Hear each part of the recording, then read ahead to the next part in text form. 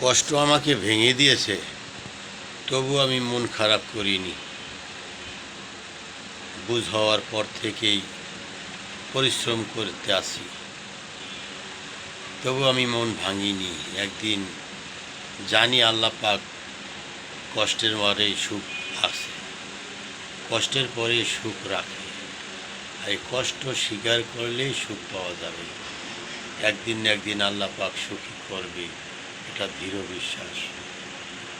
কষ্টকে কষ্ট মনে করি না।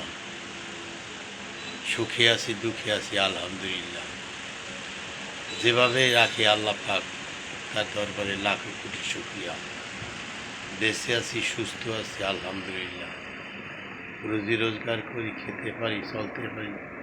আল্লাহ আপনাদেরকে শারীরিক সুস্থ রেখেছেন, এটাই তার জন্যে শুকরিয়া। আমার জন্যে বড় পাওয়া। আল্লাহ পাকের শুকরিয়া আদায় করছি আলহামদুলিল্লাহ।